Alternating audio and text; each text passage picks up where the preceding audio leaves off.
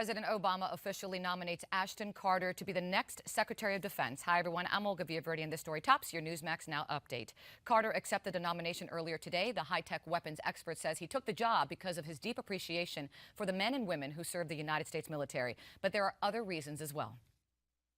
I accepted it because of the seriousness of the strategic challenges we face, but also the bright opportunities that exist for America if we can come together to grab hold of them.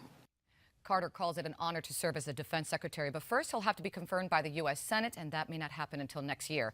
Outgoing Secretary of Defense Chuck Hagel was not present at today's announcement, but he did release a statement. Here it is. Hagel calls Carter a patriot and a leader. Hagel says Ashton's expertise spans from international security and counterterrorism to science, technology, and innovation, end quote.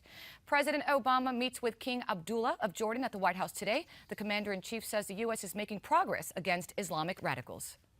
This is not just a military campaign. This is also diplomatic and a social and political effort.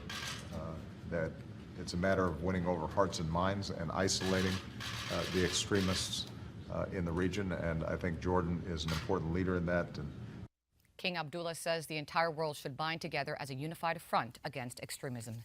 And now, family members of the kidnapped photojournalist taken hostage by al-Qaeda in Yemen, they're pleading for mercy.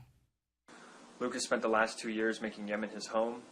He's a good person, and he's only been trying to do good things for the Yemeni population. Luke Summers was abducted last year, and this week his captors released a video of him.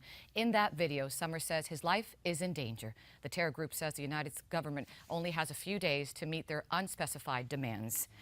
Rolling Stone magazine backs away from a recent article. The magazine published a story which exposed an alleged gang rape by fraternity men at University of Virginia. Well, today, the magazine says there are discrepancies in the student's account of what happened and admit that their trust in her was, quote, misplaced. The Labor Department releases new job numbers today. The U.S. economy getting a big boost just before the holiday season. The private sector added 321,000 jobs in November, the largest monthly increase in nearly 3 years. In the meantime, U.S. factory orders actually dropped for a third straight month. Demand for American-made machinery, computers, and metals were all down. Economists predict this will be very temporary. Finally, NASA successfully completes a test flight of the Orion spacecraft. It circled the Earth twice today before splashing back in the Pacific Ocean. Orion was supposed to launch yesterday, but it was delayed. It one day may carry astronauts to Mars. And that's your latest Newsmax update. We'll have another one in 30 minutes. We'll see you then.